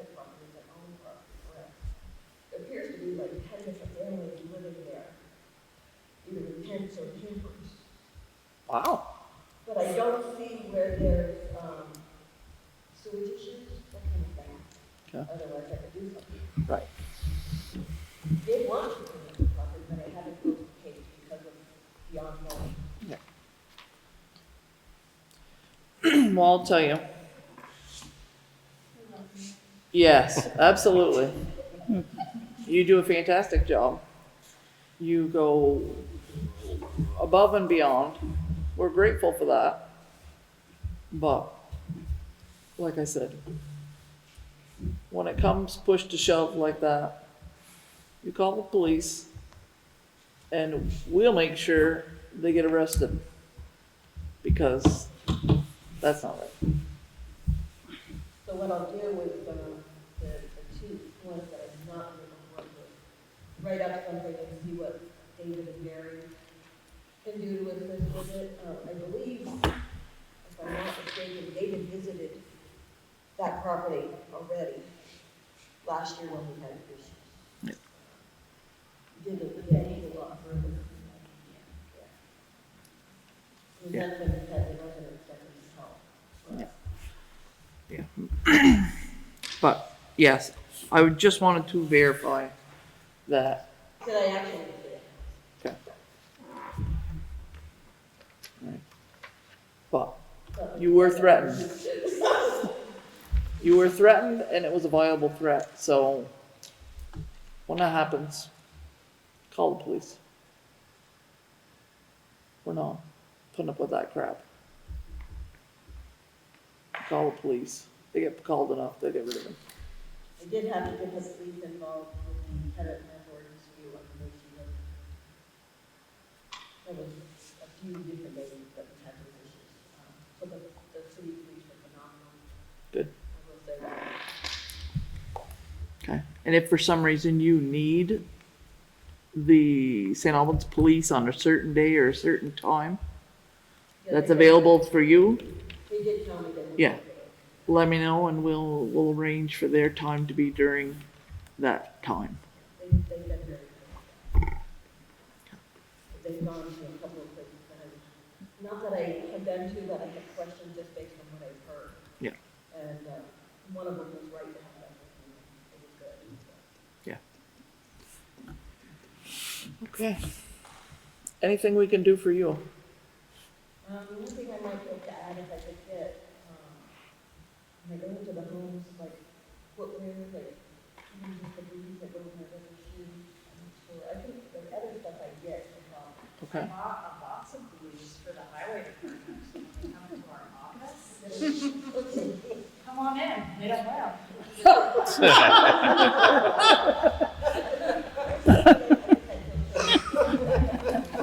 Yeah. Boys will be boys. I think I know we can find you some, but Yes. I know that there is a box of like they're almost long, so they're not slippery and they're elastic on the top. Yeah, reach out to the ladies and, okay. Mayor? Yes, on Tom? that, I mean, some of the places that Mary has to go into, whatever she needs, I mean, if it's puncture proof, everything, I don't see a reason not to spend the money. on it. Yeah. Yeah. You So, couldn't yeah. get me to do that job. Yes, Mary has put up with a lot. You almost might want to set her up with a set of fire boots. Might not be a Something bad with idea. Something leather, steel shank, Yeah, and then she can use the booties, yeah. and then she's protected 100%. Yeah, because you don't know needles. Easy on, easy off, and Yeah. they're definitely going to protect you. The other issue that I've seen, and we had an incident yesterday, with education to the community with the recent burn of the barn. They were not aware that they had to test for asbestos. I'm not sure how we could get that out to them. And they did apply, I guess they did get a room permit, so maybe if everybody's educated on what would have to happen at a pre-existing barn, I mean, Yeah, and maybe you can work with David just to, He does, we can talk, we Okay. talked to So- John quite a bit, but I don't think that anybody has given a thought. I Yeah. think it was all like, so to speak, situation. And we've talked about it before through the zoning bylaws, because if someone comes in and applies that they're gonna replace a mobile home or something like that, then we give them the demolition information and say, you can get a fine. But if somebody's just tearing something down Right. without getting a permit, we Right. we don't make them do anything, so there's no way for us to know, and no way to warn them. Right. Because they say it's up to a $10,000 fine if you're caught burning things that contain asbestos or lead. Yeah. We just happen to have somebody that lives in town that's an enforcement officer that's That's on all, this. I thought about that every day, I missed it. He's caught more than one person doing that. So, okay. but I think a couple of the things that you mentioned, the composting, the demolition, there's an education and outreach officer at Northwest Solid Waste District who's supposed to go to towns and do composting workshops and help people set that up and stuff. And also with the demolition, like, those are things they could be getting literature to families through schools and things like that. Yeah, the dumping product on the side of the road, if they have the education, I found out later that food actually taken that. Yes. Unwrapped, instead they did it. Yeah. So again, I think, yeah, I think it's just not a lot of money out there. A lot of people are not working with coders, and I think some of them are taking desperate measures. But if we can limit somehow, grant you to do the website, but I don't think we're reaching people that want to do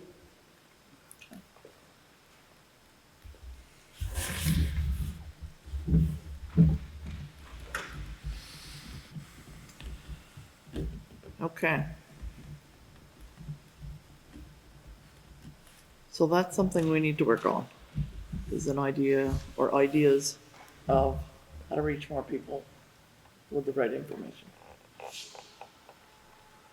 mean, it's there on the state website. Right. People can look, and again, Well, maybe we can do something, even if it's as simple as a few posters around town to help people know, where to go, what to do, what not to do. Yeah.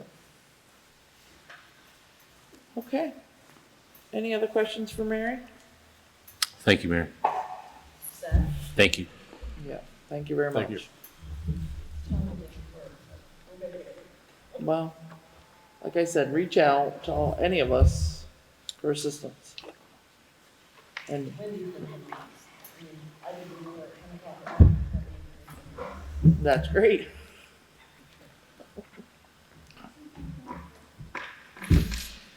Okay. And yeah, I would think that a pair of fire boots wouldn't be a bad idea. I would certainly be willing to spend the money.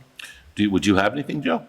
Yeah, we got it. He may have a pair sitting at the station. Say you, Probably still got milk here. Probably. So let's get you up to be a little bit safer. Yeah, that would be great. Yeah. Okay. Well, thank you very much. All right, moving on. I will start passing on. Here's that. Does anyone have any questions on the check warrant? Can we have a motion to sign the check warrant? So moved. Do I have a second? I'll say. All those in favor say aye. Aye. Aye. Aye.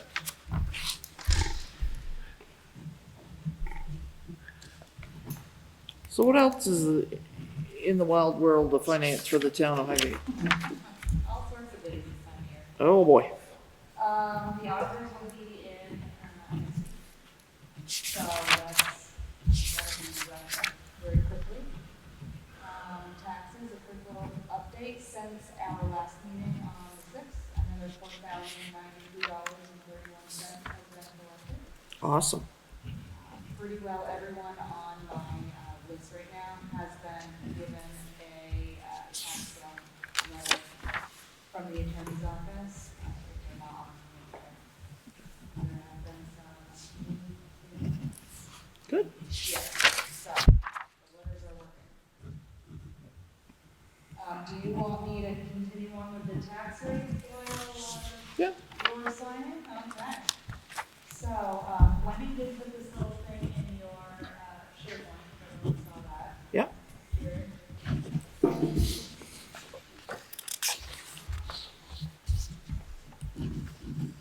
So the tax rates proposed for the 2021 fiscal year, or tax year, the municipal rate is 0.3714, which is just above last year. Last year was 0.3711. So hardly anything. With the homestead education rate, the total tax rate for someone that owns a homestead, primary residence, is 1.7604. And a non-residential rate, the non-homestead educational rate, with the municipal would be 1.9537. So the education rates did go up from last year. The homestead last year was 1.3462, and this year it's 1.3890. And then the non-residential went up too. Last year was 1.50, and this year is 1.5823. So, again, we will be explaining to our residents that the tax bill went up for the school. Yes. So what was the point 3714, is that what you said, Shelley? 0.3714, yep, that's the municipal rate. That includes, I can break it down. The general fund is 11 cents. Highway fund is 16 cents. The capital improvement plan is 9 cents. Article 4, which is the 7,000 and change that home health asks for every year, is 0.0018. And then the veterans exemption, we have 26 veterans in town that claim 50% or more disabled and get an exemption on their tax bill. That's 0.0027. So the average bill on a $200,000 assessment is going to go up about $86.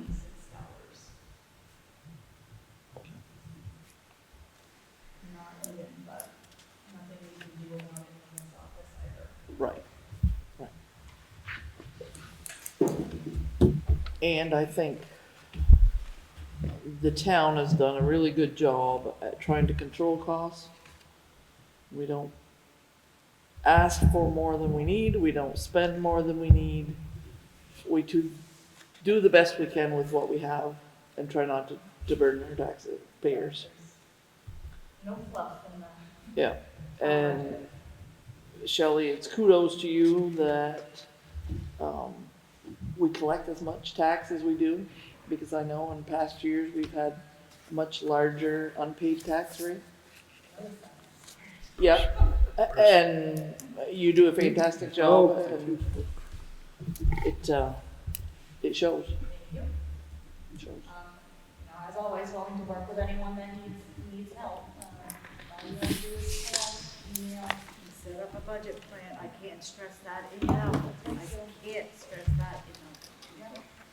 It's saved a lot of people, and it's kept several that were consistently on the delinquent list, who are now paying ahead. This is my second year of doing the monthly payments, and it's the best thing I've ever done for myself, because I'm on a budget myself, and I can't stress it enough to do a budget plan every month. Okay. So we will just need a motion on the,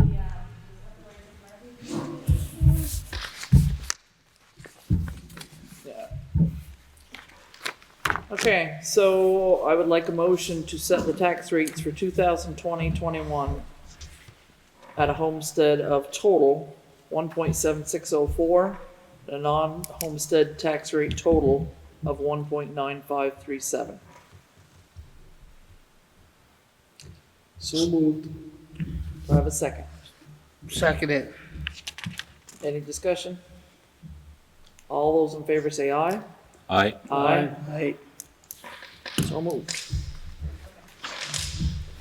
we will be printing tax bills and mailing them September 18th, Friday.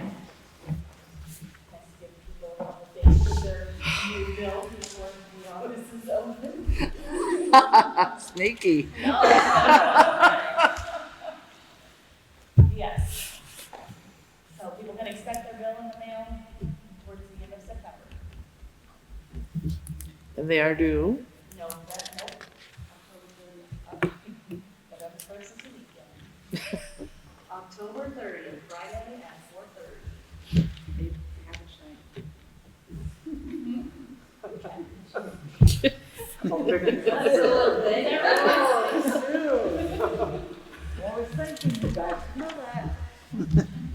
All right. Any other questions for Shelley? Okay, thank you. And Wendy. And you do a great job too as well. Okay. You, Election you have two sets of minutes, both from August 6th. You had a site visit and then your regular meeting. okay. Has everybody had a chance to review the minutes of both meetings? So can I get a motion to approve the airport site visit meeting and the regularly scheduled select board meeting for August 6th? I'll make that motion. Second. All those in favor say aye. Aye. Aye.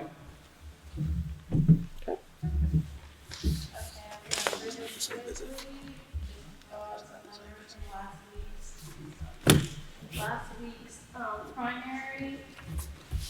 In Highgate, we had 610 people total votes. 393 of them were absentee. 217 at the polls. Compared to 2 years ago, in 2018, we had a total of 385 people vote at the primary. So those little white cards made a big difference. Statewide, the numbers were a total of 168,932 people voted, 301 of those were absentee. So the majority of people definitely voted early. For November, I'm told that everyone that is an active voter on the checklist is going to get an absentee for the end of September. Doesn't mean you need to vote that way. You will be here November 3rd in this lobby from 7 to 7 for people that want to vote at the polls. You're gonna have to account for that ballot that was sent to you though. So either show up with it or you're gonna have to sign an affidavit or you did it. So I don't want to get hollered at, I just want to know what you did with it. So that is looking ahead, late September, everybody should be getting an absentee. And the zoning administrator job is still open. Applications are due by tomorrow. I believe we have a few. Two. And the listed position, that is open until next Friday, 28th, and I haven't heard anything about that. Okay. So, that's All it for right. me. Okay, anything else for Wendy?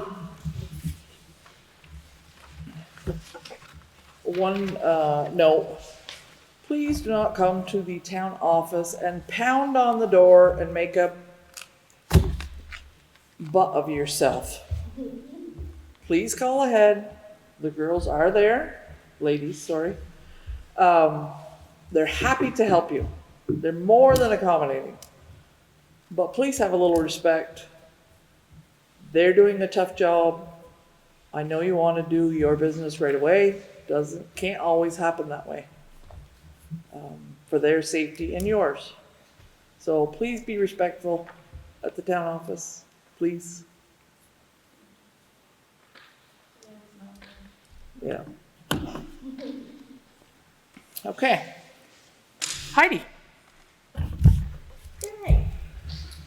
You have an updated grant list in there. Has been a lot of motion since last time. We do still have 3 AOT grants that are pending since early spring. And it's likely that AOT will have some sort of movement in September.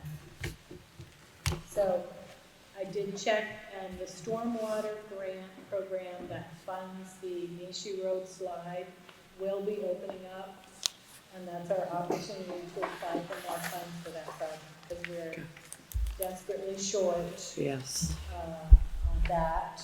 That came out much more than we had thought. So I'll be looking for that opening and putting an application in front of you before too long. And then there was a written report, so if anyone has any questions on anything else, I can answer them. Otherwise, I'll just talk about the one action item, and that is the municipal planning grant is open. We've gone through several different concepts for that. We started with the village core, and they're actually in a better position to apply for a different planning grant that they'll be able to use an in-kind match for and use a little bit more funding. So we're going to, they are foregoing that, and then we talked to the rec department. They are not in a position to take on a project right now. So the project that we're doing with the Planning Commission, DRB, to look at economic development planning strategies, that was partially funded with a USDA grant. I'd like to apply to the municipal planning grant for the balance of that, so apply to them for $15,000. And there is a 10% match, but we're able to use the USDA grant as our match. Okay. So we won't have to put in any cash, which is always a great win-win. And so that's the concept for this year, and that would be getting the planning commission back up to that level that we thought was appropriate now to get them through the whole process, because there's several different things we want them to look at. Okay. So if you are in agreement with that, I would need you to make a resolution and sign a resolution for me to apply. Okay. Any questions or concerns from the board? Okay, do I have a motion? So moved. Do I have a second? I'll second that. There you go, step right up. Get in there. Get in there, Bird. Yeah. We need to keep the planning ball rolling. Yes, we do. All right, so all those in favor, say aye. Aye. Aye. Okay. So we'll pass this around, you all actually sign it.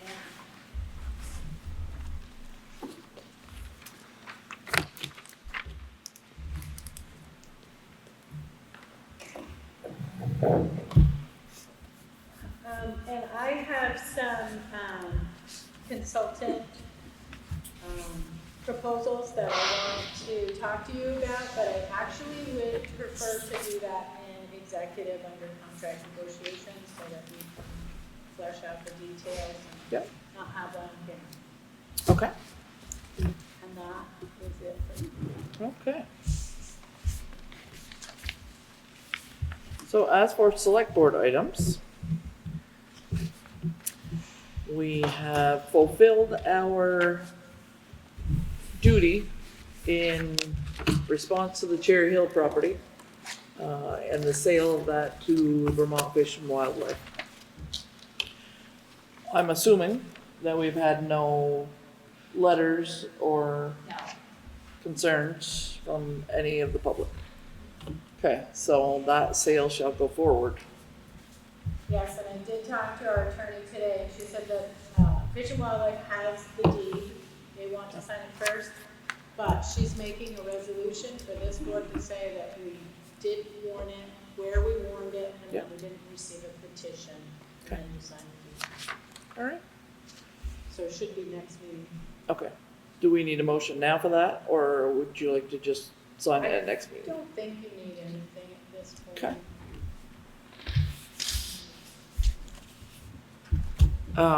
One of the other things is that they are trying to do some sea lamp free control. So you may see some information out there and may see some activity. That's what they're doing, is trying to control the lamp free population in the state. Do we have anything else for the select board? Yeah, I have one little couple things. Macy property house there. Do we need to lock that up a little better? People go, kids going in there, somebody gets hurt. Are we gonna be reliable? I just got to think, makes me nervous. It makes me nervous as well. Should we lock it up better? Absolutely. I think we need to keep an eye on that property. I think it could pose a very dangerous hazard to the town. And bears watching. Yeah. So I would like, the fire truck is over there now, correct? Yes. So It the is older in- fire truck is over there. So And I think that needs to be locked up pretty Yes. soon, yes, Yeah. yeah. They could make that a bed probably, something in Well- the back of it, It's, Make a good place to sleep, put a sleeping bag in the top of it. Where is the fire truck? It's in the building that's behind the Macy property. Okay. Yeah, I think I think we talked about it. I don't know when the doors is gonna be put up, but I know it's been talked about. I know we've asked the town boys, I know it was mentioned to bring in some fill in there, and so I don't know when any of that's gonna happen, or, you know how much you want to put right up here? you know. So I don't know if you have anything on that, Joe, or,